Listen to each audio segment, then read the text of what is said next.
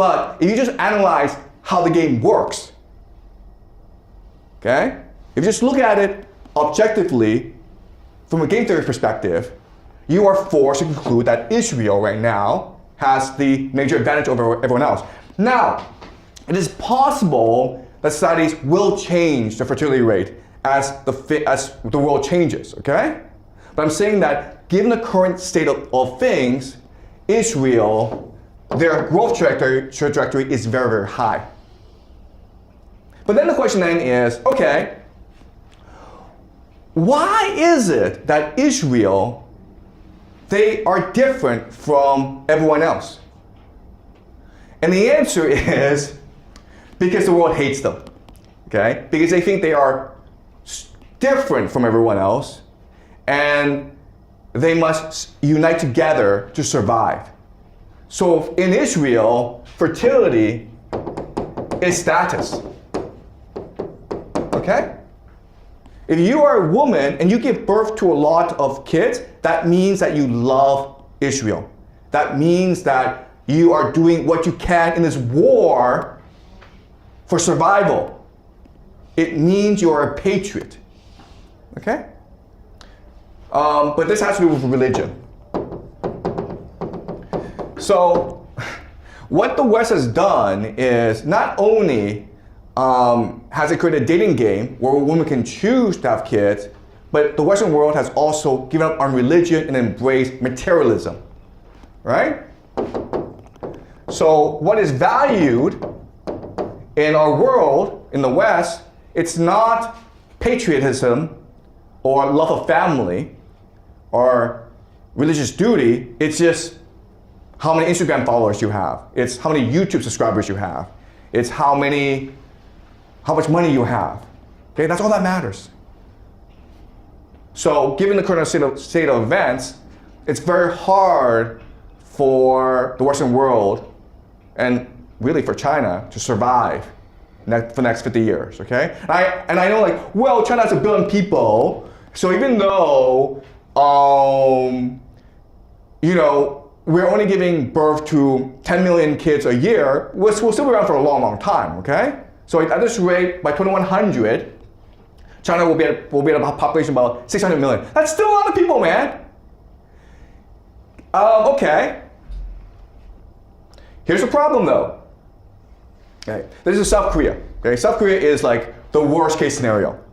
And for South Korea, this is actually the best case scenario where, okay, given current trends, and let's just pretend that nothing bad happens to South Korea. Well, by the year 2100, you'll have a situation like this where the vast majority of people are over 65 and you have no kids, okay?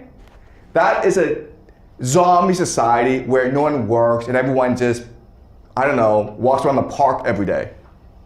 No one works, so the economy has collapsed.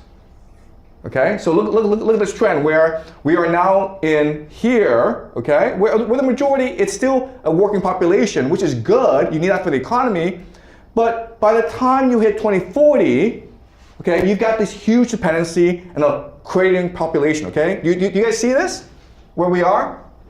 Okay, so we're at 2020, right, okay, all right, so it's still not too bad, but by the time you hit 2040, look at this. Okay, look at this, where you have absolutely no kids, and then you have lots and lots of retirees, okay? And then, by the time you hit 2060, oh my God, right? Your population, your working population has decreased by half, by 50%, all right?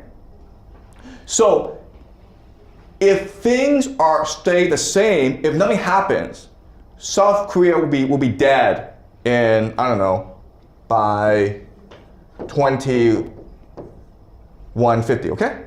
Best case scenario. But what we know from history is that societies do not die naturally.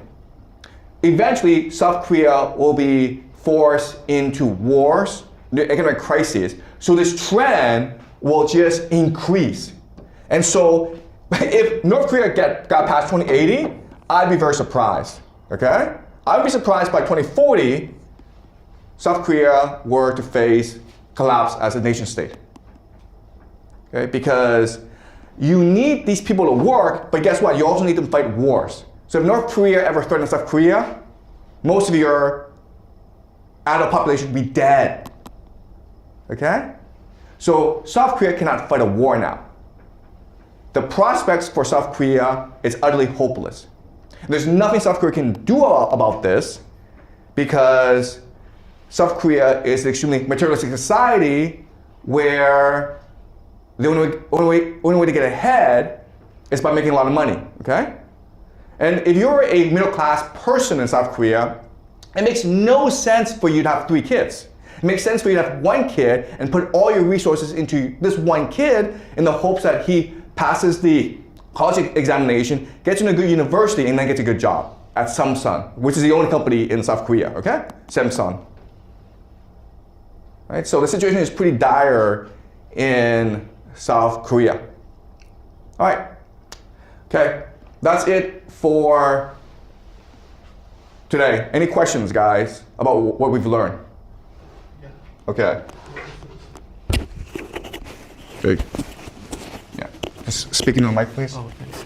So for the last graph that we talked about Israel, and I've noticed that the Saudi Arabia that is also like have not bad GDP per capita and fertility rate. So, but for Saudi Arabia, maybe I'm wrong. Like stereotypically, that they didn't receive much hate as Israel did. So why did they like at the similar position as Israel? Okay, that's actually a really good question. Okay, all right. So Saudi Arabia, as you can see from this map, it's a very wealthy society, and families have about 4 kids on average. All right, so Saudi Arabia is actually an outlier, and the reason why is that it gets all its money from oil revenues. Okay, so it sells oil around the world. What does it do? It creates a welfare state using this oil. So you're incentivized to have many children as possible because the government will pay for it. Free schooling, free healthcare, free housing, and then a guaranteed job. So it's basically like socialism. It's also a Muslim country, so you have this religious duty, imperative to have as many children as possible. Okay? But the problem with Saudi Arabia is the idea of human capital, where it is not really a modern society in which people are well educated and they're contributing to the economy. Okay? Saudi Arabia just gets all its money from oil, and that's it. It's trying to grow terrorism. It's trying to develop its human capital, but it doesn't really work. Okay, so you're right in that Saudi Arabia, it seems to be doing well, but it's not really. Okay, but also like people will argue about Israel as well. We're like, well, Israel gets all its money from the United States, and it's the American military that supports Israel. That's true to a certain extent, but I would argue that if you actually go to Israel, you will see that it's an open, dynamic society in which you're allowed to ask questions, in which you're allowed to criticize the government, in which you are given lots of opportunities for social mobility, okay? So Israel has democracy, it has innovation, okay? It has technology, okay? And Saudi Arabia doesn't have these things. If you want to be a really strong nation, then you need innovation, you need openness, you need technology, okay? It's also really highly educated, right? Okay, does that make sense? Okay, so Saudi Arabia, it's really an outlier here.